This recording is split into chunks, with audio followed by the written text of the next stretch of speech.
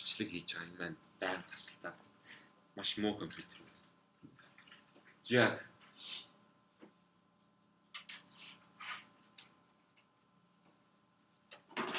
За тэгэхээр бид нар болохоор үнэхээр хүүсийн ялгаа байдгүй үгүй юу гэдгийг бид нар шалгаж байгаа гэж бодъё. Одоо тэгтээ болгоод нэг сүултээ биш хоёр сүултэйг ингээд хэлбэрчлээд аваад чи тэ. Тэгэхээр female гэдэг коэффициентийн өсгчийн өмнөх коэффициент тэгээс ялгаатай юу үгүй юу гэдгийг бид нар сонирч байгаа гэж бодъё. Тэ. Нэг тал руугаа тэгээс их эсвэл бол тэгээс бага гэсэн тийм нэг сүултээ эсрэг таамаглын үед биш. Зүгээр тэгээс ялгаатай юу үгүй юу гэдгийг шалгаж байгаа. За тэгэхээр T статистик маань яаж гарна гэсэн үг байна. Хасганы 181-ээс хасган тэг хуваахан 0.26 гэхээр ойролцоогоор хэд гэсэн үг. Ойролцоогоор 1.8-ыг би 3 хуваалаа 0.3 хуваалаа гэж бодъё тий. Тэгэх юм бол 6 болно нэстэй тий. 6 болно гэсэн.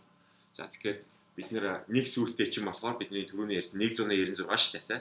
Абсолют утгаараа 196-аас T статистик маань өндөр утга авах юм бол бид нэр тийг таамаглыг ницааж байгаа шүү дээ. 196-аас давж гарахгүй бол ницаах үндэслэл байхгүй байна гэж хэлээд байгаа тийм. За тэгэхээр энэ тохиолдолд болохоор тоо цэгэн үнэлгээ маань бол маш өндөр 181 доллар за өнөөдрийн доллараар $6-7 болохоор жиж энэ чинь цагийн үйлс юм. Цагийн үйлс. За тэгэхээр одоо Америкт болохоор цагийн минимум цалин $15 болох гэдэг байгаа шүү дээ тийм. За баг зарим мужуудад нь бол аль хэдийн болчихсон тийм. Тэгэхээр энэ дээр чинь $6-7 зөрүү гэдэг бол хүүсийн ялгаа маш өндөр байна гэсэн үг байна. За тэгэхээр эдийн засгийн утгаараа бол маш өндөр. За дээр нь болохоор статистикийн хувьд болохоор маш хүчинтэй процент болж таарж штэ. Тий статистикийн 6 гэдэг бол маш чухал өсөж байна. За тэгэхээр бидний хувьд нөгөө цалин гэдэг юугаа эерэг өсөжтэй. За X-ийг бид нэр зөвхөн нөгөө энэ даврууд тусаа зөвхөн боловсролын жилийн салгаад авчих юм бол за ингээд одоо боловсролын жил байхгүй байна шүү дээ. Бусад өсгчүүд нь бусад өсгчүүд нь одоо ямар нэгэн тодорхой утга өгөгдсөн байгаа гэж бодоход бид нэр зөвхөн боловсролын жилийг нь одоо өсгөж байгаа юм тийм. За тэгэхээр бета нэг нь болохоор эерэг боловсрол эмгтээрээ цалин өсдөг гэж ерөнхийдөө үлээлттэй авах юм учраас за ерөнхийдөө эерэг наалтай 2% байна. За ахлагч нь болохоор ондоо байна. Танаас тэгэхээр энгийн регрессээр за цаашдын юм дээр хичээлүүд дээр бид нэр регресс бодохдоо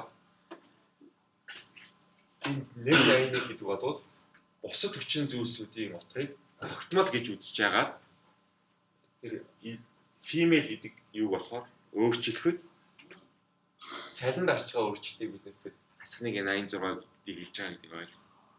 Бусад хүчин зүйлсийн утгыг тогтмол байна гэдэг бол бидний эдийн засгийн ярьдаг нэг ceteris paribus гэдэг нөлөө байна шүү дээ.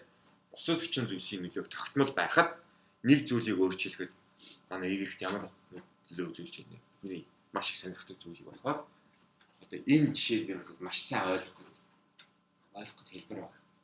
Яг адилхан боловсролын жилдээ яг адилхан туршлагатай яг адилхан тийм ажлын байран дээр ажилласан хүний хүүсийн ялгаа цалинд ямар хүч татж байна. Маш гоё. За олон ангилалтай үйл байх. За сая жишээлбэл бид эрэгтэй эмэгтэйгээд хоёрхан ангилалтай байна шүү дээ. Гэрэлсэн гэрлээгүй. За тэгэхээр мэдээж бол ангилал ондоо байж байна. Олон ангилалтай байна. Тэгэхээр бид нар олон ангилалтай байхад ч гэсэн хуурмаг хөвсгчийг ашиглаж байна. За тэгэхээр одоо бид нар энэ 3 ангилалтай яагаад. Тэгэхээр бид нар хүмүүсүүдийн боловсролыг бүрэн дунд боловсрол байхгүй хүмүүс гэж үзье. Тэгэхээр 10 жилийн дундаас хэлсэн хүмүүс ахна шүү дээ. Эсвэл ороогүй. За бүрэн дунд байхгүй. Зөвхөн бүрэн дунд боловсролтой хүмүүс. За тэгэхээр та нарынхаа бол 12 жилийн боловсролтой. За тэгээд их сургууль сураагүй хүмүүс ахна шүү дээ. За дээр нь болохоор 3 дахь бүлэг нь болохоор дээд сургууль төгссөн. Дээд сургууль төгссөн. Одоо та нар чинь дундаас нь ажих юм бол ямар бүлэгт нь орох нь? Тэгээ Б бүлэгт нь орох нь шүү дээ. Та нар төгсчих юм бол В бүлэгт нь орно гэсэн үг болж таарч тийм. За ийм ажилчид байгаа гэж бодъё тийм. Тэгэхээр бид 3 бүлэг байна. За тэгэхээр бид нэр одоо энэ хамгийн сүүлчийн бүлгийг энэ В бүлгийг дээд сургууль төгссөн гэсэн бүлгийг А бета харьцуулахын тулд тэр чинь V бүлэг маань болохоор одоо үндсэндээ суур бүлэг болох гэдэг нь шүү дээ, тийм. Суур бүлэг болохоор суур бүлэгтэй харьцуулахын тулд бид нар хэдийн ширхэг хуураг өмсөх хэрэгтэй. Бид нар түрүүний жишээн дээр болохоор хоёр бүлэг байсан шүү дээ. Эрэгтэй эмэгтэй гэж, тийм. За тэгэхээр нэгийг бид нар суур бүлэг болгоцсон. Тэгэхээр эрэгтэйчүүд суур бүлэг болсон, тийм. Тэгэхээр бид нар болохоор хэдийн ширхэг хуураг өмсөж оруулаад ганц female гэдэг өмсөж оруулсан шүү дээ. За тэгэхээр одоо энэ дээр болохоор V-ийг бид нэр суур бүлэг болгочих юм бол одоо нэмж 2 форм өмсөж оруулах юм шүү дээ. Тэгэхээр бид нэр ерөнхий тохиолдолд нэг N ширхэг бүлэг байгаа бол нэгийг бид нэр суур бүлэг болгоод N-ээс хасган нэг форм өмсөж оруулах гэсэн байна шүү дээ. За жишээл одоо энэ дээр бид нэр HS grad гэж бичсэн байна. Одоо бид нар энэ дээр ажлын файл нь бас байгаа Америкийн юм дээр хийсэн. HS grad нь болохоор high school graduate гэх. Зөвхөн 12 жилийн боловсролтой хүмүүс байх юм бол 1, үгүй бол тэг. За зөвхөн дээд сургууль төгссөн байх юм бол зүгээр дээд сургууль төгссөн бол college grad гэдэгцэнтэй. Бакалаврын зэрэгтэй гэсэн. Коллежо төгссөн бол 1, төгсөөгүй бол 0. За тэгэхээр энэ маань болохоор 2 нэмэлт хуурам төгсгч маань болж тархина шүү дээ. За тэгэх юм бол бид нэр 3 бүлгийг таних боломжтой болж тарж байна.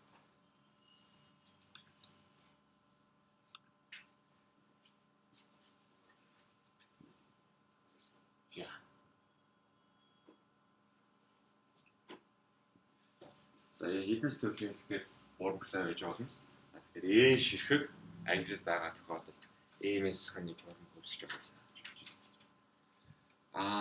За харин хит олон бүлэг байх юм бол хит олон ийм англид байх юм бол бид тэднийг бүлэглэх хэрэгтэй байна. За одоо жишээлбэл юу гэдгийг одоо нэг сургуулиудын чансаа гэдэг юм гаргаж штэ. Тэ? Топ одоо юу гэдгийг нэг хамгийн сайн сургууль. Тэгэл топ доошоо сургууль байх юм бол за тэгээ бид нэр ингээд 100 хүнээс ингээд төвөр авчихсан. 100 хүнээс төвөр авчихсан. Тэгэхээр бидний нөгөө англи маань болохоор 100 ширхэг англи байлаа гэх юм бол нэг топ 2 гээд англи байх юм бол эн чинь яг бүлэглсэн юм бол болохгүй байгаа даа байхгүй. Бүлэглсэн болохгүй шүү дээ, тийм. Тэгэхээр бид нэр 100 ийм англитай байх юм бол одоо эрэгтэй эмэгтэйгээр нь биш. За тэгээд нөгөө боловсролынхын зэрэгээр 3 ватцантай биш. Бүр ингээд маш олон бүлэгтэй байж болох нь шүү дээ, тийм. 100 хэдэн 100 одоо их сургуулийн бүлэгч одоо дэлхийхийг нь авах юм бол баг хэдэн мянга явж байгаа шүү дээ, тийм. Тийм олон бүлэгтэй байж бол үнэлэхэд бол хэцүү байж болно. Тэгэх юм бол бүлэглэн гэсэн үг. Тэгэхээр топ 10 багтдаг байх юм бол 1 гэдэг утга авах нь. Үгүй бол тэг гэдэг авах нь шүү дээ. За дараа нь топ 25 11-ээс 25 байх юм бол 1 гэдэг утга авах. Үгүй бол 0 гэдэг утга.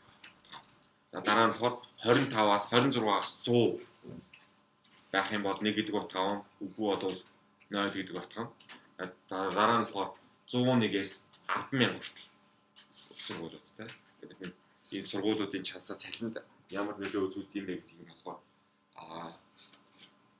зорчж байгаа тохиолдолд 10,001 зогсож байгаа сургуулийн цалинд үзүүлэх нөлөө нь 10,002 зогсож байгаа сургууль төгссөн үний нөлөөтэй болох. Нэг ялгаагүй шүү дээ. 10,001, 10,002 дугаар байранд байгаа сургуулиуд бол би энэс нэг ялгаатай үзүүл гэсэн үг биш. Харин топ 1 эсвэл топ 20-д байгаа сургуулийг бол ондоо ялгаатай байж болно шүү дээ. Тэ? Хүмүүс одоо илүү мэддэг байдаг ч юм.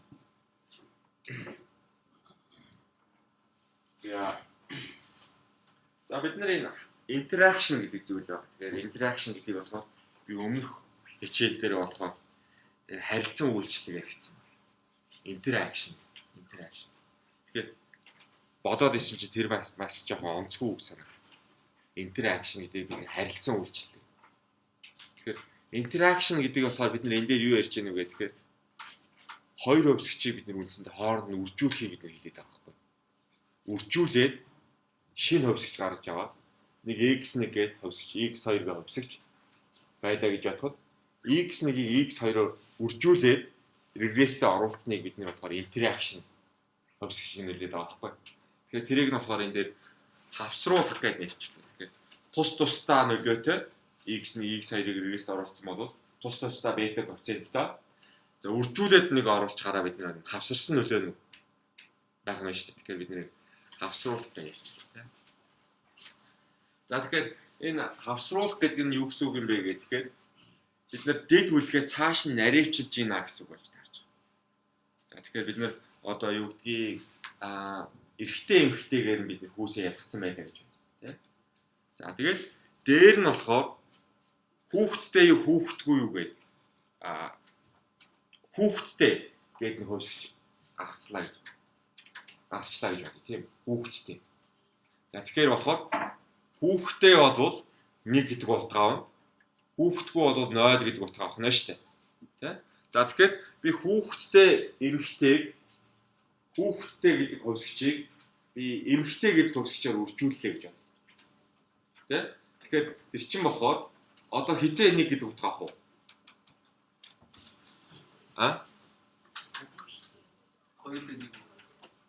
Тэгэхээр ямар төрлийн эмэгтэй гэсэн үг болж таарч. Хүүхдтэй эмэгтэйчүүд болж таарч штэ.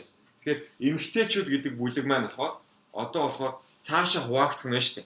Хүүхдтэй эмэгтэйчүүд, хүүхдгүй эмэгтэйчүүд болж таарч штэ. Эсвэл бол хүүхдтэй хүмүүс болохоор эмэгтэйчүүд, эрэгтэйчүүд гэж сална гэсэн болж таарна гэсэн үг штэ тий. За тэгээд ийм хавсарсан хувьсчууд үүсчихээр одоо бидний цалингийн жишээн дээр жишээлбэл маш их сонирхолтой үр дүн. Тэгэхээр та нар номоо үзэх юм бол Америкт бол одоо ганц үе эмэгтэйчүүдийг бодоход тэр хүүхдтэй эмэгтэйчүүдийн авдаг цалин болохоор бүр бага. Тэр эмэгтэй хүн болохоор цалин бага байна. Дээр нь болохоор хүүхдтэй байх юм бол бүр бага цалин. За бидний жишээн дээр болохоор мэйл гээд хувьсч байлаа гэж бодъё. За дээр нь болохоор бид нэр мэйл, фимейл гэдээ байгаа шүү дээ, тий. Мэйл гэдэг хувьсгчаа бид нэр 1 гэдэг тооноос хасчих юм бол тэр маань юу болно гэсэн үг байна. Эмэгтэйчүүд одоо шүү дээ. 1 гэдэг тооноос 0 1 гэдэг утгатай юмнуудыг хасч гарч чинь 1-ээс хан 0 гэдэг бол 1, 1-ээс хан 1 гэдэг болохоор 0 болоод төгсөж шүү дээ. Тэгэхээр 0 1 үүднээс солигдчихна гэсэн. Бид нэр одоохондоо 2 бүлэгтэй байгаа юм шүү дээ. Мэйл. За одоо бид нэр нэмээд ийм хавсарсан хувьсчууд үүсчихлээ гэж байна. HS grad, college grad гэсэн хувьсчууд гаргаж ирээд тэгээ хавсруулчих. Тэгэхээр одоо бид нэр хэдэн бүлэг үүсэж байна?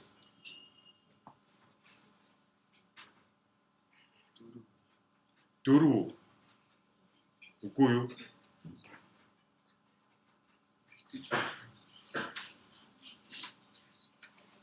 Хэдэн бүлэг байна одоо жишээлбэл ерөнхийдөө анханасаа эрэгтэй эмэгтэйгээ 2 бүлэг байсан. За дээр нь одоо болохоор бид нэр 3 бүлэг оруулж ирж байгаа шүү дээ. Бүрэн дунд боловсрол байхгүй. За бүрэн дунд боловсролтой. Дээр нь болохоор дээд боловсролтой гэсэн. Тэ? За тэгэхээр чинь 2-ыг үржих нь 3 гэхээр чинь 6 бүлэг гарч ирж байгаа юм шүү дээ. Тэр 6 бүлэг гарч ирж байгаа. За тэгэхээр HS grad нь болохоор за бид нэр одоо шиг суур бүлгээ энэ дээр ирж байна. Тэгэхээр бид нэр нэг бүлгээс суур бүлгээ үүсчих юм бол 5 хуурм хувьсч оруулах хэрэгтэй болно. Тэ? Суур бүлгээ бид нэр ахлах сургуулаа төгсөөгүй эмэгтэйчүүд гэж үзчих тийм эмэгтэйчүүд. Тэгэхээр мэйл гэдэг утга нь болохоор мэйл гэдэг хувьсч болохоор бид нэр тэг гэдэг утгаа авж байгаа бүлгийг суур бүлэг гэж ярина гэсэн шүү дээ. Тэгэхээр мэйл чинь тэг байхад бол эмэгтэй гэсэн үг болж таарч байгаа тийм. Тэгэхээр суур бүлэг маань болохоор эмэгтэйчүүд. За дээр нь болохоор бид нэр college grad, за HS grad гэдгийг оруулсан байгаа учраас суур бүлэг нь болохоор бүрэн дунд бол HS high school-д төгсөөгүй хүмүүс нь болж таарж байгаа шүү дээ. Тэгэхээр хүүсийн хувьд болохоор суур бүлэг нь эмэгтэйчүүд, боловсролын хувьд болохоор суур бүлэг нь болохоор 10 жилээ төгсөөгүй хүмүүс болж таарж шүү дээ. За. За эмэгтэйчүүдийн хувьд болохоор боловсролын хувьд нь болохоор бүрэн дунд боловсролтой болон боловсрол дээд боловсролтой эмэгтэйчүүд болж байна. Мэйл гэдэг хувьсч тэг гэдэг утгатай юм байна.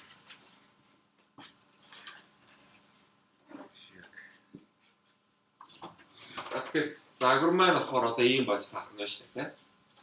За ээгэр гэдэг бол ээгэр нь ямар ч үсч байж болно тийм. За тэгээд дээр нь болохоор бид нэ mail гэдэг байж байгаа. Mail гэдэг маань болохоор тэг гэдэг утга авсан байгаа тохиолдолд бол манай суур бүлэг болно. Beta 0. За дээр нэмээд бид нэр энэ боловсролын эрдэмтэд үзүүлэлтүүд орж оруулж ирж байгаа. Delta 2 гэх болохоор 10 жилээ төгсч чадсан болвол энэ бол 1 тийм чадаагүй бол энэ маань алга болчих шүү дээ. Суур бүлэг маань болно гэсэн үг. За дээр нь болохоор college grad гэдэг байгаа. College grad энэ их сургуулаа төгссөн. За их сургуулаа төгссөн 10 жил төгссөн хоёр эрт адилхан нөлөөтэй байх юм бол манай энэ Delta 2, Delta 3 маань бол адилхан утгатай байгаа гэсэн үг шүү дээ тийм. Тэр одоо бид нар ялгаатай байх боломжийг хангах зорилгоор болохоор тусад нь оруулсан байна. Тусдаа коэффициенттай. За дээр нь манай хавсарсан хэсгүүд mail-ийг үржих нь HS grad, mail-ийг үржих нь college grad. За дээр нь одоо бид нөгөө хяналтын өсгчүүд гэдэг одоо боловсрол, ажилласан жил туршлага гэдэг зүйлүүгээ оруулж байна. За энэ дээр ганц X-ийг оруулсан байна тийм. За тэгээ бид нэр EX нөлөөж бол бус бүх хүчин зүйлсүүд хоорондоо нийлээд юугээ төвсгч болцсон байж байгаа гэдэг. Тэрийг бид нэр ажиллаж чадахгүй. За одоо тэгээд бид нэр одоо бүлгүүдэд танихтаа бол амархан байж та тийм. Бид нэр 6 бүлгийг таньж болно гэж ярьсан тийм. За одоо жишээл энэ дээр CDD-ийг таньчиж хэрвээ mail нь 0, HS grad нь 0, college grad нь 0 болвол манай загвар маань болохоор beta 0 дээр нөхөн beta 1 x нөхөн юу болох нь шүү дээ. Тийм. Энэ маань ямар бүлэг байх нь?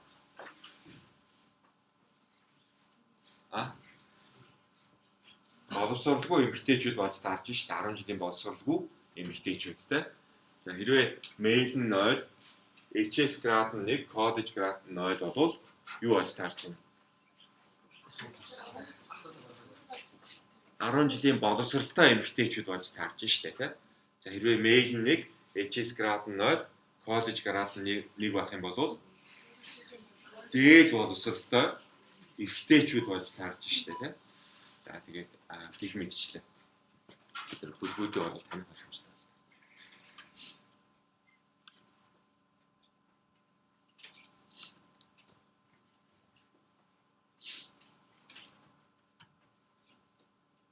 За одоо бид нэр энэ тасралттай тасралтгүй хөвсгч X хөвсгчийг бид нэр хуурмаг хөвсгчүүдтэй авсруулъя. За сая болохоор бид нэр эрэгтэй, эмэгтэй, хүүхэдтэй, хүүхэдгүй. За эсвэл бол боловсролтой, боловсролгүй эрэгтэй, эмэгтэй гэдгийг хооронд нь авсруулж яасан шүү дээ. За одоо бид нар болохоор X гэдэг одоо жишээлбэл тасралтгүй хөвсгчтэй бид нар авсруулъя гэж бодъё тийм. За тэгэхээр бид нар болохоор манай огтлогч болохоор суур бүлэг манай хуурмаг хөвсгч 1 гэдэг утгаар үеийн энэ хоёр үеийг ондоо огтлогчтой байж юм те. D нь болохоор 0 гэдэг авах юм бол манай огтлогч бол бета 0 болчихно. За D 1 гэдэг утга авчих юм бол шинэ огтлогч маань болохоор энэ болж таарна шүү дээ. Энэ хоёрын нийлбэр те. За дээр нь бид нэмээд X маань байдгаараа байж байгаа. За одоо бид нэр D-гээ X-тэй болохоор авсруулсан байна шүү дээ. Тэ? За тэгэхээр бид нэр юу болж байна гэхээр D 0 болвол манай загвар маань болохоор бета 0 дээр нөхөн бета 1 X. Харин D 1 болвол эрэгтэй эмэгтэйгээр нь арчих юм бол тэ 0 1 гэдэг ярих юм бол за огтлогч маань болохоор бета 0 дээр нөхөн дельта 0. Харин наалтын коэффициент маань болохоор одоо энэ чинь 1 болчихно шүү дээ. Тэ? Тэгэхээр X-ийг нь хаалтнаас авчих юм бол бета 1 дээр нэмэх нь дельта 1 болоод хувирчиж шүү дээ. За нэмэх нь алдааны хэсэг. Тэгэхээр бид нар одоо зөвхөн огтлогч маань өөрчлөгдөхгүй хоёр бүлгүүдийн хувьд наалтын коэффициент нь бас зэрэг өөрчлөгдөх нь шүү дээ. За тэгэхээр бид нар регрессээ бодолтой бол яг адилхан боддгоороо бодно шүү дээ. Тэгэхээр би нөгөө D гэдэг хөвсгчөө оруулна. Эрэгтэй эмэгтэйгийн хөвсгчүүдийг оруулна. За тэгэхээр X хөвсгчийг оруулна. За жишээл боловсролын жилийг оруулна. За дээр нь болохоор би зүгээр нөгөө EVS дээрээ нэг хөвсгчийг эмэгтэй гэдэг хөвсгч үүсгэсэн байгаад тэрийг үржих нь боловсрал гэж оруулчих нь шүү дээ. За тэгэх юм бол манай дельтаныг дельта 0 гэдэг нь болохоор бета 0 бета 1 хамт зүгээр үлдээд гараад ирэх гэсэн үг байна шүү дээ. За одоо жишээлбэл энэ дээр нэг жишээ байж юм тийм. Дельта 0 нь эерэг байгаа тохиолдолд дельта 1 нь сөрөг байгаа тохиолдолд. Тэгэхээр бид нар болохоор энийг энэ жоохон босоо шулууныг нь D гэдэг хувьсгч 0 утгаа авсан үеийг за энэ жоохон хэвтээд үг нь бид нар болохоор D нь 1 гэдэг утгаа авсан байна шүү дээ. За тэгэхээр манай огтлогч бол дельта 0 чи эерэг юм чи за хацангу өндөр эхэлж байна. Дельта 0 чинь бета 0 дээр нэг дельта 0 чинь эндээс эхэлж юм гэсэн болж таарч байна. За энэ нь болохоор бета 0 болж таарч байна тийм. За тэгэхээр наалтын коэффициент нь болохоор энэ эндээс өндөр ихсэн юуных нь болохоор харьцангуй бага. Ягаад гэх юм бол дельта 1-ийг болохоор сөрөг өвдсөн байгаа шүү дээ. Энэ харьцангуй автгай. За нөгөөх нь болохоор бета 1 юм хасагтаагүй учраас өндөр хэвээр тийм. За тэгэхээр бид нэр формул хөвсгчийг бид огтлогч наалтын коэффициент нь аль аль нэгдүгээр оруулчлаа шүү дээ тийм. За тэгэхээр ийм загвар маш сонирхолтой гэдэг. За жишээлбэл эмэгтэй хүмүүс сая бага цалин авдаг гэдэг өмнөх хэрэглээсэн жишээнээс харсан тийм. За тэгэх юм бол боловсралтай эмэгтэйчүүдийн хувьд боловсролын жил нэмэхийн хэрээр тэр боловсролынхаа өгөөж нь эрэгтэй хүмүүсүүдтэй харьцуулахад өөрөө үгүй юу гэдэг нь болохоор бас сонир. Тэ? За тэгэхээр одоо энэ жишээн дээр болохоор 0 боловсралтай байх юм бол ямар ч боловсралгүй байх юм бол тэ эрэгтэй эмэгтэйчүүдийн чинь цалингийн ялгаа дельта 0 гэж гарч ирж байгаа шүү дээ. Тэ? Одоо бид нэр 0 боловсралтай байх юм бол ямар ч боловсралгүй байх юм бол эдих гэдэг чинь 0 гэдэг утга авчих шүү дээ. Энэ хэсэг чинь бүгдээрээ алга болчихно гэсэн үг тэ. За тэгээд бид нэр дельта 0 чинь нэгээр үржигдэх юм бол эмэгтэйчүүдийн цалин бол дельта 0 дээр нэг дельта 0 болно гэсэн үг тийм. Эрэгтэйчүүдийн хувьд болохоор бета 0 хэвээрээ байна гэсэн үг шүү дээ. За тэгэхээр одоо бид нар яг ямар ч боловсралгүй эмэгтэйчүүдийн хувьд болохоор бид нар энэ цалингийн ялгаа нь бол нэг чухал биш үү? Сонирм биш байж магадгүй шүү дээ тийм. Яг тийм бол одоо яг 0 жилийн боловсралтай эмэгтэйчүүд гэдэг харах юм бол Монголоос баг олдохгүй байх тийм. Одоо дор хаяж 1-р анги суусан эмэгтэйчүүд байгаа. Эсвэл 3-р ангиас гарсан ч тийм тийм. Хуулиараа манай баг улсвал заавал хамрагдах ёстой шүү дээ тийм. Баг дунд улсвал заавал хамрагдах ёстой. Тэгэхээр 0 жилийн боловсралтай эмэгтэйчүүд болохоор Монголоос төвөр ах юм баг олдохгүй. За цалингийн ялгаа байлаа гэж бодоход тэр цалингийн ялгаа боловсрал нэмэгдэхийн хэрээр хэр өөрчлөгдөө гэдэг нь болохоор илүү сонир байна. За тэгэхээр энэ Америкийн жишээн дээр 526 эмэгтэй хүмүүсүүдийг хамарсан төвөөр дээр болохоор манай арк квадратод өсөж байна. За түрүүний нөгөө эмэгтэйчүүдийн өмнө байсан сөрөг коэффициент одоо сөргөөрөө байж штэ тий. Хасах 20 27. За харин статистик утга нь ач холбогдол нь болохоор харьцангуй бол багассан байна гэж тий. Багассан байна. Тэгэхээр 0.22 долоо бид нэр 16.8 тугаа гарчин үндсэндээ бол ямар ч байсан 2-той ойрхон тоо гарахгүй штэ. Баш бага тоо гарна тийм. Тэгэхээр баг энийг тэгтээ тэнцвүүгсэн таамаглал болохоор ницаагдахгүй болж таарж штэ. Тэ? За сонирхолтой тоо нь болохоор одоо жишээ энэ дээр байж таарч тэ. Email. Female-ийг education-аар үржүүлсэн. За тэгээд тэр маань болохоор хасах 50. За тэгээд бид нар бусад харилцааны өсгчүүд туршлага байна. Туршлагыг квадрацыг төвшүүлсэн шугамц нөлөөтэй байх гэдэг. Ажлын байран дээр ажилласан жил. За квадрацыг төвшүүлсэн тийм. За энэ маань юу гэсэн үг вэ? Ямар үр дүн харагдаж байна? За суур бүлэг маань юу вэ? Суур бүлэг маань эрэгтэйчүүд байгаа шүү дээ тийм. Female гэдэг хувьсгч 0 утгаа авдаг бүлэгчин болохоор эрэгтэйчүүд болж таарж байгаа шүү дээ тийм. За тэгэхээр эрэгтэйчүүдтэй бид нэр харьцуулаад байгаа. Эрэгтэйчүүдтэй харьцуулаад.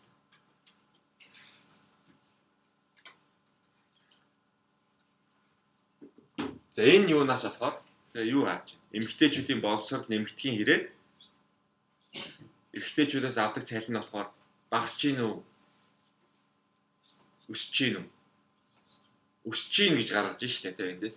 Одоо энэ маань болохоор эмэгтэйчүүдийн хувьд болохоор боловсролын жилийг өсгөх юм бол энэ хасах тоотой утгыг болохоор улам бүр нэмэгдээд байна гэсэн үг байна шүү дээ. Улам бүр нэмэгдээд байна гэсэн.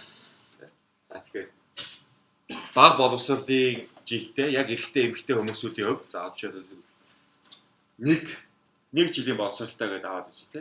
Нэг жилийн боловсролтой эрэгтэй эмэгтэйчүүдийн цалингийн алгаа бол одоо энүүн дээрээ нэмээд хасах 0.56 болж таарч те.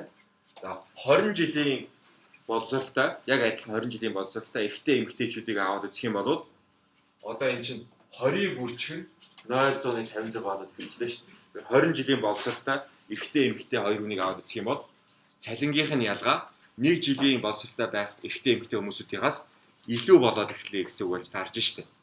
Тэ? Нэг нь болохоор нэгээр үжигч нөгөөд 20-оор үжигч гэсэн үг. За гэхдээ болохоор энэ утга маань болохоор статистикийн хувьд болохоор ач холбогдол бол бага байна. Тэ? Бид нэр энэ коэффициент тэгтээ тэнцүү гэсэн таамаглалыг шалгах юм бол 0.056-аас хасах нь 0, хуваах нь 0.131 штэ. За тэгэхээр тэр маань болохоор 1.96 авчлуудаараа 1.645 таа бол хавтахгүй байна штэ. Маш тоо. За тэгэхээр бид нэр тэг таамаглал нь болохоор энийг тэгтээ тэнцүү гэх юм бол түүнийг нисаж чадахгүй байна штэ. Тэгэхээр энэ бол угаасаа ач холбогдолгүй гэсэн зүйл гарч байна. Тийә. За зүгээр бид нэр одоо эдийн засгийн утгыг нь тайлбарлая. Энэ коэффициентийг тайлбарлая гэж. Энэ коэффициент чинь ямар тайлбартай вэ? За энэ коэффициентийг тайлбарлая гэж. Жишээлбэл энийг. Энэ маань эмэгтэй байх юм бол цалингийн бас багасгана. За хэдэн хувиар багасна гэсэн үг? 22.7% гэж байна. Тэгэхээр бид нөгөө X хувьсгчаараа төвшнгөөр оруулсан, Y хувьсгчаар логарифмаар оруулсан болвол 100 хүрчхэн энэ коэффициент чинь хуваарь өөрчлөлт болж таардаг шүү дээ. Энд гаргасан өөрчлөлтийг Y-т үзүүлэх, энэ Y цалинд үзүүлэх хуваарь өөрчлөлт. Тэгэхээр эмэгтэй хүн болохоор эрэгтэй хүнтэй харьцуулахад 22.7% бага цалин авна гэж тайлбарлана шүү дээ. Энэ коэффициентийг бол тэ. За тэгэхээр энэ маань болохоор коэффициентээр тайлбарлах юм бол юу болж таарч байна? 1 жилийн эмэгтэй хүний боловсрол 1 жилийн ахиу эмэгтэй хүний боловсрол болохоор 100-аар үржүүлчихэд 0.56 хувиар эрэгтэй адилхан хүнтэйгээ харьцуулахад багасгана гэсэн үг болж таарч байна шүү дээ. дээдлийн 0.82-аас хасаж чадж гэсэн. Тэгээд хэрвээ бид нэ авсруулаад тус бүрийг нь аваад үзэх хамт нь аваад үзэх юм бол энэ абсолютгаараа өснө гэсэн үг болж таарж шүү дээ. Улам бүр хэцүү болно гэсэн. За тэгэхээр бол статистикийн хувьд ач холбогдолгүй болж байна гэдэг бид нар.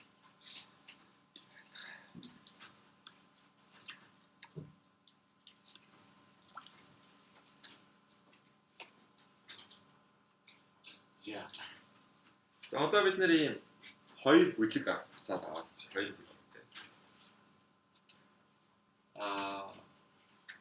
Үндсэндээ болохоор бид нэр хоёр бүлгийн хувьд эрэгтэйчүүд эмэгтэйчүүдийн хувьд болохоор ондоо регрессийн загварууд байна гэсэн таамаглал хишүүлэх гэдэг байна. Тэгэхээр эмэгтэйчүүдийн огтлогч нь ондоо, эмэгтэйчүүдийн налдын коэффициент нь ондоо. Эрэгтэй хүмүүсүүдийг бодоход тийм.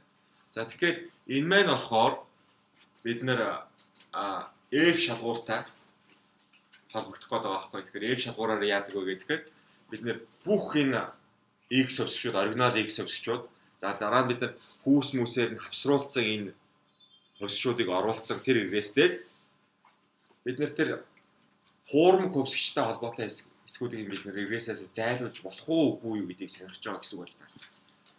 За жишээлбэл бид нар хоёр бүлэг хоорондоо ямар ч ялгаагүй байлаа гэж байна. Эрэгтэйчүүд, эмэгтэйчүүд яг ялгаа. Тэрийг бид нэр шалгах гэж байгаа гэж байна. Шалгахын тулд бид нэр хязгаарлагдаагүй регресс эхлээд бодно гэсэн үг байна шүү дээ. Хязгаарлагдсан регресс нь болохоор хоёр бүлэг тус тустай гэсэн тийм регресс болж байна гэсэн. За хязгаарлагдаагүй регресс маань болохоор ялгаатай тийм. Тэгэхээр эрэгтэй хүний огтлогч, эмэгтэй хүний огтлогч. За саат гэдэг нь болохоор одоо ST ерхий шалгалтын оноо эрэгтэй хүмүүсүүдийг за эмэгтэй хүмүүсүүдийг нэмэгдэхээр болохоор сатын өмнө болохоор бета 1 дээр нэмэх нь дельта 1 коэффициент болох нь шүү дээ. Эмэгтэйчүүд 1 тулгаан авчих юм чи тэ. За дараа нь болохоор HS percentile гэдэг нь болохоор манай ажлын файл юу байгаа гэхээр 10 жилдээ хэд ангидаа хэдэж агсдаг байсан дүнгээрээ эрэгтэй хүүхдүүдийн хувьд болохоор бета 2, эмэгтэй хүүхдүүдийн хувьд болохоор female 1 тулгаан авчих юм чинь HS percentile өмнө коэффициент болохоор бета 2 дээр нэмэх нь дельта 2 болж таарах нь шүү дээ. Гэх мэтчлэн тэ. За тэгээ бид нар энэ COM GPA гэсэн байгаа. Cumulative GPA. Тэгээд их сургуулийнх нь одоогоор хөрөнгөлүүлсэн энэ голч оноо эрэгтэй эмэгтэй хүүхдүүдээр ондооёо үгүй юу гэдгийг сонирхож байгаа гэж байна. За тэгэхээр ондоо биш гэдэг таамаглал болохоор одоо энэ дээр огтлогчийн хувьд female-ийн өмнөх коэффициент ихтэй тэнцүү гэж тавигдана. Энэ байхгүй болно гэсэн их таамаг төрнө баг те. За дараа нь дельта 1 бол бас байхгүй гэсэн үг болж байгаа чинь. Дельта 2 бас байхгүй, 3 бас байхгүй гэсэн дэг таамаг тавьж штэ. За тэгэхээр бид нар энэ регрессээ бодож чадна штэ. Тэ? Тэгэхээр бид нар болохоор оюутнуудын GPA вэжийн, оюутнуудын хүүс вэжийн, SAT вэжийн тэгээд 10 жилдээ хэд жагсдаг байсныг нь асууж байна. За энэ total hours гэдэг нь болохоор хэдэн цагийн хичээл үзэж байгаа тэрийг нь асууж байна тэ. За дараа нь бид нар нэг тийм мэдээлэлүүд, оригинал мэдээлэлүүд байгаа юм чинь хүүстэй нь болохоор тавсруулсан өвсчүүд үүсгэж чадна шүү дээ. Үржүүлчих юм чинь. За тэгээ EVS дээрээ тэрийг оруулаад бодож чинь тэ энэ регрессээ бодож. Тэр маань болохоор хязгаарлагдаагүй регресс маань ахна шүү дээ. За тэгэхээр хязгаарлагдсан регресс маань болохоор одоо нийт оюутнуудын хувьд SAT-тай за тэгээд HS percentile-тай total hours-тай тийм регресс бодно гэсэн үг байна шүү дээ. Тэр маань хязгаарлагдсан загвар маань болж таарч байна гэсэн үг тийм. Тэр хязгаарлагдаагүй загвар, хязгаарлагдсан загвараа бодоод R квадратыг нь ашигладаг юм уу эсвэл бол квадрат үлдэгдлүүдийн нийлбэрийг нь ашиглаад F statistic гаргаж авч чадна шүү дээ. Тийм. F statistic гаргаж авч.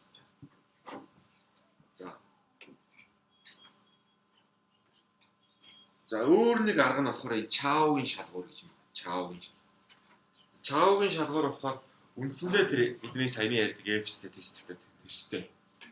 За гэхдээ энэ юуны болохоор онцлог нь болохоор хязгаарлагдаагүй загварыг саяны тэр тийм өргөдгсөн загварыг үнэлэх шаардлагагүй байна. Хязгаарлагдаагүй загварыг үнэлэх шаардлагагүй.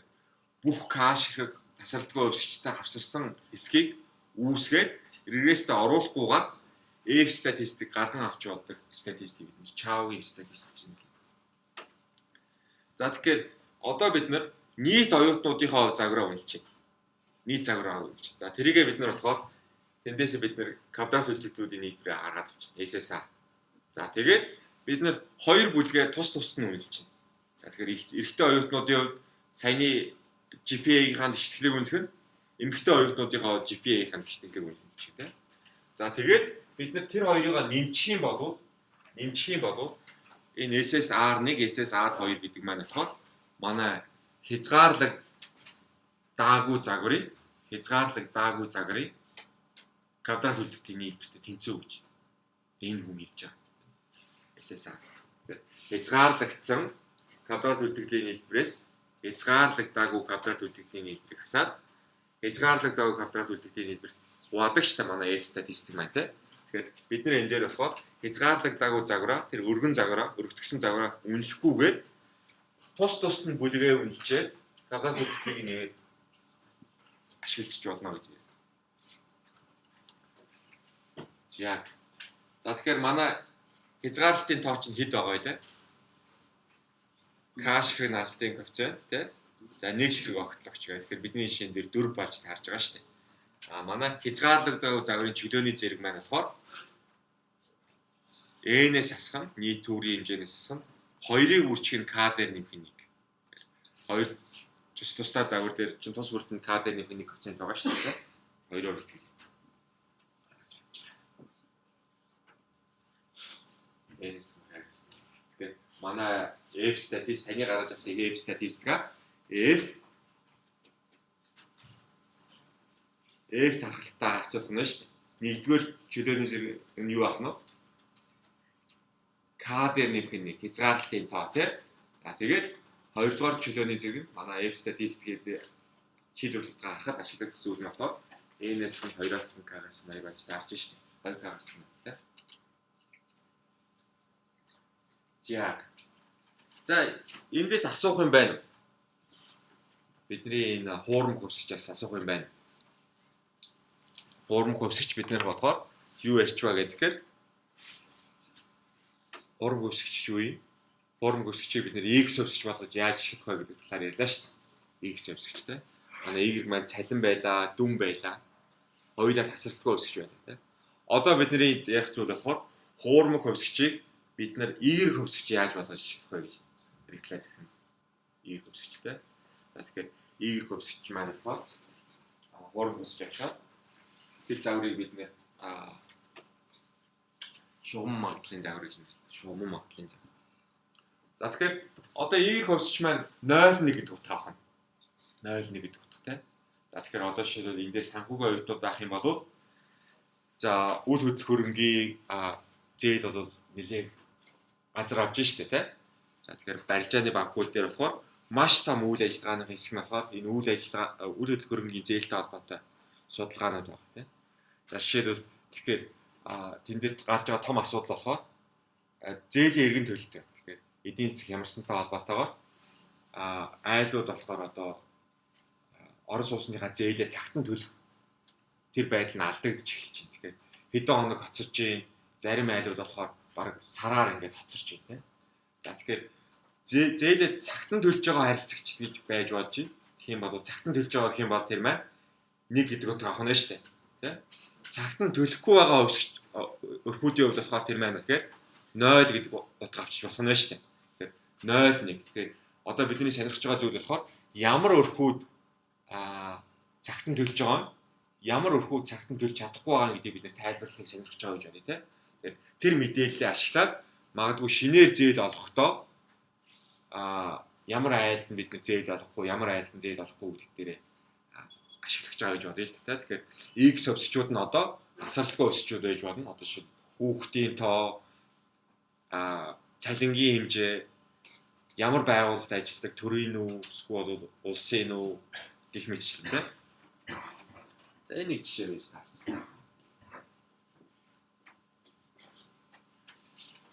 За эсвэл оюутнуудын хувьд болохоор тэнцсэн үү үгүй юу тийм. Одоо та нар одоо энэ хичээл дээр тэнцсэн бол 1 гэдэг утга, тэнцээгүй бол 0 гэдэг утга авна шүү дээ. Y хөвсгч маань.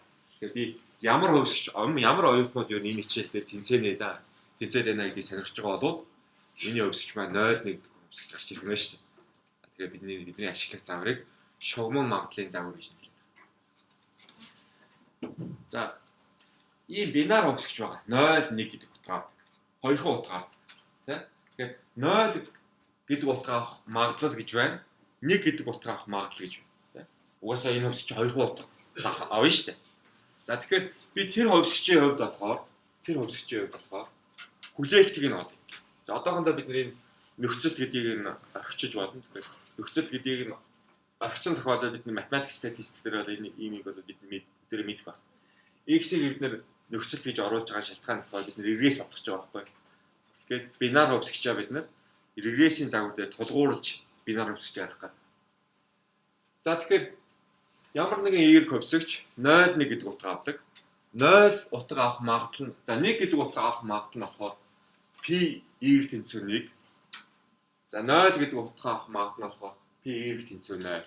За тэгэхээр 2 утга авдаг юм чинь энэ магадлал гэдэг бол нэгээс асах нь энэ магадлал болж таарна шүү дээ. Тэгэхээр 2 утга авах боломжтой юм чинь нэгээс асах нь. За тэгэхээр хүлээгдэж байгаа утгыг нь авах юм бол бид нэр статистик анхсаа болохоор авч болох утгыг тухайн утгыг авах магадлалаар нь үржүүлээд хооронд нэмждэг шүү дээ. Тэр маань болохоор хүлээгдэж байгаа утга болдог гэсэн тийм. Хүлээгдэж байгаа утга. За тэгэхээр авч болох утга маань болохоор 1. За тэгээд тухайн утгыг авах магадлал нь. За авч болох нөгөө утга нь болохоор 0. За авч болох энэ 0-ыг авах магадлал нь тийм. За тэгэхээр чи 2 дугаар хэсэг чинь болохоор 0-ыг үржих нь ямар нэгэн тоо энэ чинь тэгээд алга болчихж шүү дээ. За тэгэхээр Y хөвсгчийн хүлээгдэж байгаа утга гэдэг бол үндсэндээ 1 гэдэг маань алга болчихно. Тэгэхээр Y чинь нэгтэй тэнцүү байх магадлал болж таарч штэ. тогтлооч таарч. За бид нэр ээгэр тэнцүү 1 гэдэг үзэгдлээ амжилт гэж үзэж байна. Амжилт. Тэгэхээр чинь амжилтын магадлал болох нь шүү дээ. Хүлээгдэж байгаа утга гэдэг бол амжилтын магадлал. Бинар өсгчээс гарч ирдэг тийм. Огтлон шинэ биш. За шинэ юм нь болохоор бид нар энийг регрессийн загвартай холбоо. Регрессийн загвар. За бид нар одоо энэ одоохондоо энэ хүлээлтийн тэмдэг нөхцөл гэсэн зүйлийг нь одоохондоо алга болгочих тийм байх. За тэгэхээр бод тэр маань энийг бас одоохондоо байх гэж юм бол. Тэр маань манай регрессийн загвартай тэнцүү. За энэ дээр бол алдааны хэсэг маань байгаа шүү дээ. Алдааны хэсэг. За бид нар хоёр талаас нь нөхцөл хүлээлт авчи. X-үүд нь утгатай нөхцөл хүлээлт гэдэг бол тэгэхээр бидний эндээс гаргаж авсан үр дүн бол бинар хөвсгчийн хувьд болохоор энэ маань амжилтын магадлал гэж болж таарж штэ. Амжилтын магадлал. За тэгэхээр бид нар юу гаргаж байна гэхээр нөгөө mortgage-ийн манад чи юу гэж нэрлээд дүүлээ. Ипотек. Манад бол ипотек гэдэг орос үгээр орчуулсан. Яагаад одоо mortgage гэх англи үгийг ипотек гэдэг орос үгээр орчуулаад Монголд хэрэглэдэг нь аягүй сайн нэ. Mortgage яагаад оросод ипотек гэж орчуулсан сайн байна. За манад болохоор үйл хөдөлгөөрийн зээл гэдэг арчсан өртөгтэй болчихсон. Би монголоор нэрч тэ. За тэгэхээр манай зээлээ төлөхгүй гэсэн зээлээ төлж гин гэдэг эерэг өсчээ яач тийм үү. Зээлээ төлж гинөө гэж чадж байгаа эсэх гэж чадж байгаагаа өсч авчих юм бол эерэг өсч маань. Тэр маань үндсэндээ манай зүгээр регрессийн загвар болж чадж байгаа. Зээлээ төлөх магадлал чинь болохоор манай регрессийн загвараас үнэлэгдээд гараад ирж шээ. Регрессийн загвараас гараад. Тэгэхээр энэ дээр бид нар одоо энэ юугаа 0.1 гэдэг эерэг өсчтэй бусад x-үүдийн өсч регрессч юм бол одоо энэ ихээрийн үнэлэгчүүд гараад ирнэ шүү дээ. Малгайтаанууд те. Малгайтаанууд гараад ирнэ. За тэгэхээр одоо би бета 1-ийг яаж тайлбарлах вэ гэхээр бусад x-үүдийн утгыг тогтмол гэж үзэж байгаа. x1-ийг өөрчлөхөд төлөв магадлал маань амжилттай төлөх магадлал маань яаж өөрчлөгдөж байна гэсэн үг болж таарна шүү дээ. Тийм ээ? Зүгээр регрессийн коэффициентийг тайлбарладаг арга ашиглах юм бол бусад x-үүд нь одоо жишээлбэл хэдэн хүүхэдтэй байх, ямар байгууллагад ажилладаг байх тэр хувьсчүүдийн бүгдийг нь тогтмол гэж үзэж байгаа. Цалингийн хэмжээ одоо нэг төгрөгөөр өөрчлөгдөхөд манай зээлээ төлөх магадлал хэдэн хувиар өөрчлөгдөж байна гэдгийг харж ийн гэсэн үг. Ойлгомжтой бай та. За тэгэхээр бид нэр тааруулчих болно одоо бид нэр энэ бета 0, бета 1 гэдэг коэффициентүүд үнэлж гаргаж аваад малгай тавьчих штэ. Малгай тавьчих. За одоо тэгэхээр бид нэр зээлийн шинэ өргөдөл ороод ирэх юм бол орос усны зээл авъя гэхэд өргөдөл ороод ирэх юм бол бид нэр шууд x-үүдийг нь аваад үнэлсэн бетануудаараа нь үржүүлчих нь штэ. Тэгээ хооронд нэмж. За тэгэх юм бол тэр өрхийн манай өргөдөл гаргачийн зээлээ төлөх магадлал нь гараад ирэх нь штэ. Магадлал нь гараад. За тэгэхээр нэгэнт одоо бид нэр магадлал чинь болвол 0-аас 1-ийн хооронд байх хэрэгтэй тооштой. 0-аас. За гэтэл болохоор тодорхой нэг x-ийн хувьд, x-үүдийн хувьд болохоор 1-ээс дээш ингээд төрүүлээд гараад ирэх тийм тохиолдлууд гарч ирдэг. Тэгэхээр 1-ээс дээш гараад зарим тохиолдолд 0-аас доош ончих тийм магадлал. Тодорхой нэг бета 0-д ч үнэлсэн байхад тодорхой нэг x-үүдийг орлуулахаар 0.1 гэдэг хязгаараас даваа гарчдаг тийм тохиолдол байна. Энэ бол гол хүндрэл юм байна. Энэ шом магадлалын загвар. Тэгэхээр бид нар болохоор тэр хэсгүүдийг нь арчиж байна. 1-ээс гараад дээшээ гараад ирсэн бол магадлал 1-ээс дээшээ гараад ирсэн бол энийг зүгээр л 1 гэж үзчихье. Дээдлэр нь ингээд хасчих нь шүү дээ. Дээдлэр нь босоо тогтоож. За хасах магадлал гараад ирэх юм бол за энэ угаасаа төлөх магадлал нь болохоор 0 юм байна. Тэгээд аргачин хэсэг байна шүү дээ. Үйл авшиж болно гэсэн үг тийм. Яг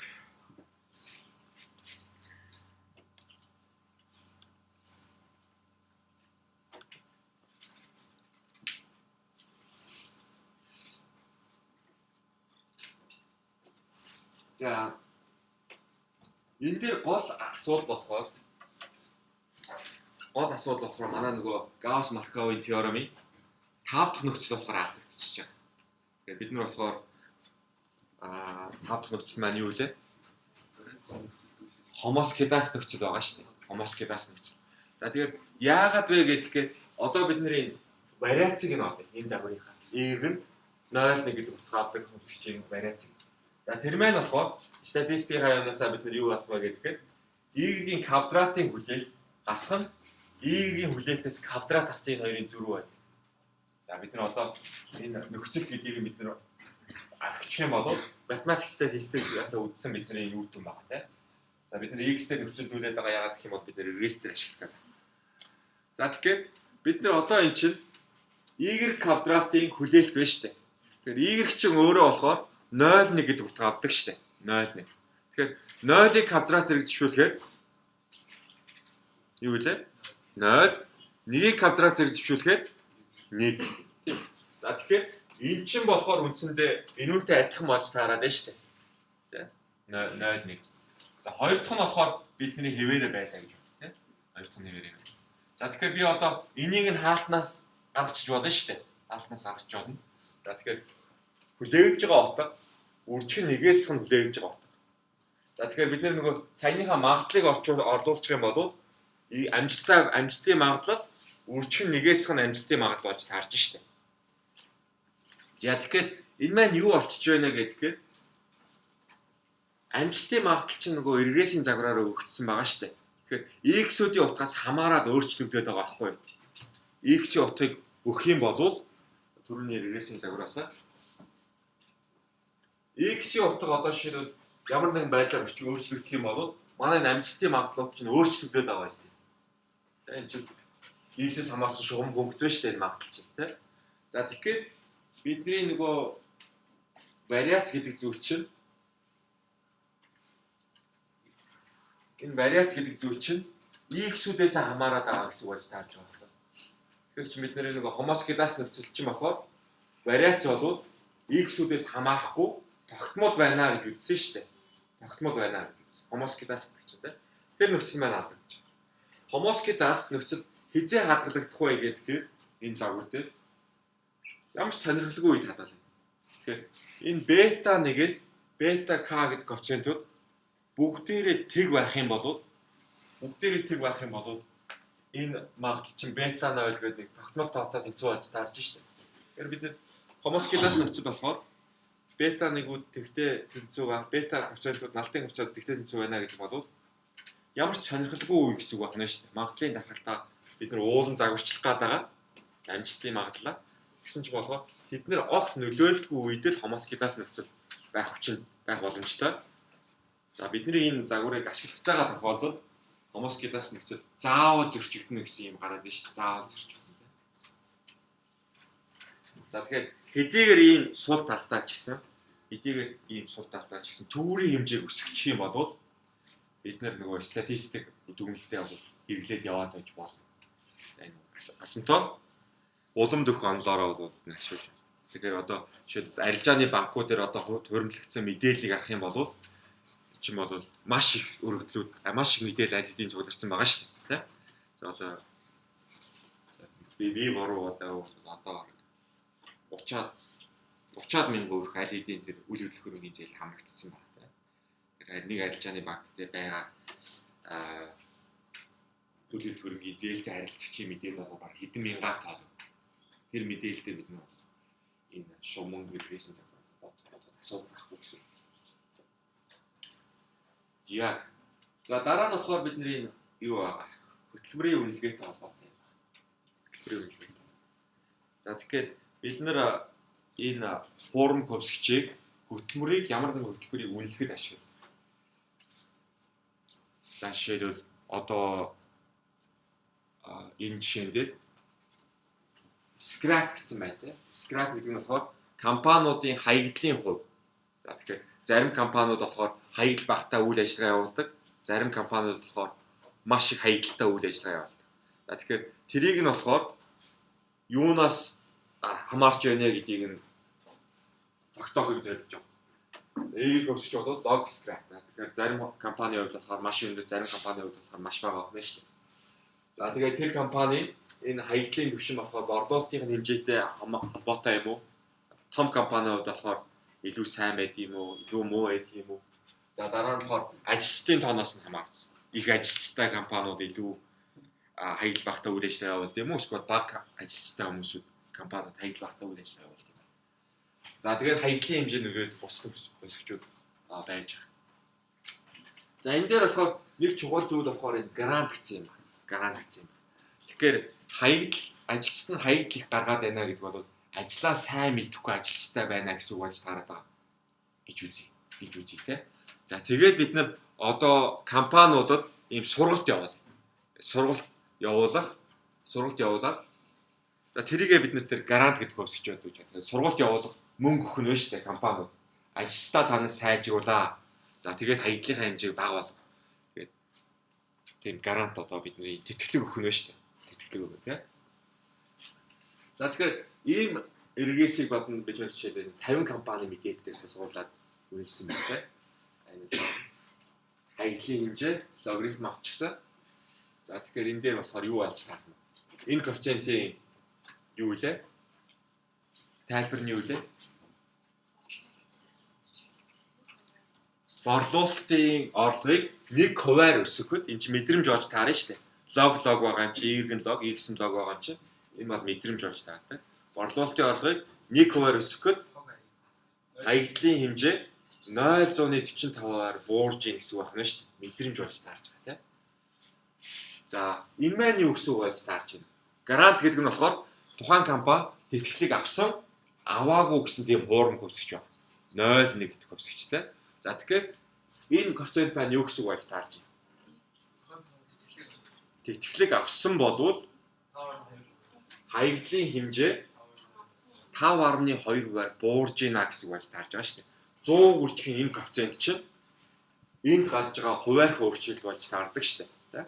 Тэгэхээр грант авсан компаниудын хувьд 5.2% хаягдлын хэмжээ буурч ийна. За энэ дээр болохоор энэ маань юу гэсэн үг болж таарч байна? Ажилчдын хэмжээ логарифм авсан байна те. Ажилчдын тоо 1%-аар нэмэгдэхэд хоёр хаягдлын хэмжээ 63.9%-аар 0.63%-аар өсөж гинэ гэсэн үг байж таарч байна шүү дээ. За тэгэхээр одоо бид нэр энэ дээрээ төвлөрөх юм 0.52. Тэгэхээр эн чинь грант авсан болвол сайн гэсэн үр дүн гаргаад байна шүү дээ. Тэгээ одоохондоо бид хэдийгээр энэ юу маань статистик алдаа маш өндөр гарч байгаа боловч тэгэхээр эн чинь тэг гэсэн таамаглалыг болоод нисаж чадахгүй байна шүү дээ. Тэ? Маш ийм наривчлал муутай үнэлэгдэж байна. Стандарт алдаа маш өндөр тэ. Одоохондоо тэрийг нь орхиод зүгээр энэ коэффициентээр төвлөрөх юм бол грант авчих юм бол 5%-аар хаягдлынхаа түвшинг бууруулж байна гэдэг бол сайн үзүүлэлт болж харж байна шүү дээ. Тэгэхээр бид нар анханасаа тэр сургалт явуулдаг хөтөлбөр маань сайн юм шиг харагдаад байна гэсэн үг байна шүү дээ. Сайн юм шиг. Тэ? За гэтэл одоо бидний юу болохоор анханасаа энэ гарантийг хаягдл өндөртэй компаниуд авсан байвал яах вэ? Анханасаа энэ хөтөлбөрт хаягдл өндөртэй тэр компаниуд за бид нар ерөөсө болохгүй байна. Тэгэхээр одоо өөр арга хай. За тэгээд очиод ийм сургалт явуулдаг хүмүүсүүд байх юм бол биднэрт гарант өгөөч. Бид танаас сургалтанд хамрагдъя гэд очсон байх юм бол сургалтанд хамрагдаад тэр муу ажилчтай аль хэдийн муу байсан ажилчтай сайжруулахаар хаягдл нь буурах нь бол ойлгомжтой шүү дээ. За гэхдээ анханасаа нөгөө огт хаягдлгүй ажилдаг сайн компаниуд болохоор энэ сургалтанд хамрагдаагүй байгаа шүү дээ. Хамрагдаагүй байгаа тийм. Тэгэхээр хэрвээ бид нар муу компаниуд энэ грантыг аваад сайн компаниуд грантыг авдаггүй байх юм бол чи гарантийн нөлөө бол ажилтаа гарч байгаа байхгүй юу? Ажилтаа. За тэгэхээр бид нар янз бүрийн одоо хяналтын өсчүүд оруулж болно. Угаасаа сайн компаниуд үгүй юу гэдгийг нь ялгадаг. X өсчүүд нэмэлт оруулж болно. За гэхдээ ихэнх тохиолдолд ямар нэгэн тийм үйл ажиллагадаг энэ грантад нөлөөлж байгаа. Грант 0.1 гэдэг өсч авдаг энэ өсчүүд нөлөөлдөг тийм үйл ажиллагадаг өсчүүд байна. Үргэлж байгаа. Тэгэхээр та нар ийм бодлогын үр нөлөөг үнэлэхдээ одоо шиг та нар төгсөж гараад те ийм гарантыг манай эрх нөлөөлөлийг бодохтой болохоор шууд одоо энийг харахаас өмнө манай энэ гарантад нөлөөлж болох тийм хөвсөгч алдааны хэсэг маань байгаа юу үгүй юу гэдгийг байн бодож байгаа хэрэгтэй байна шүү дээ. За тэгэхгүй байх юм бол ийм хөтөлбөрийн үнэлгээ болоод маш ийм эерэг ийм гарчих болсон юу тохиолдол. За ингээ өнөөдрийнхөө хичээлийг дуусгая.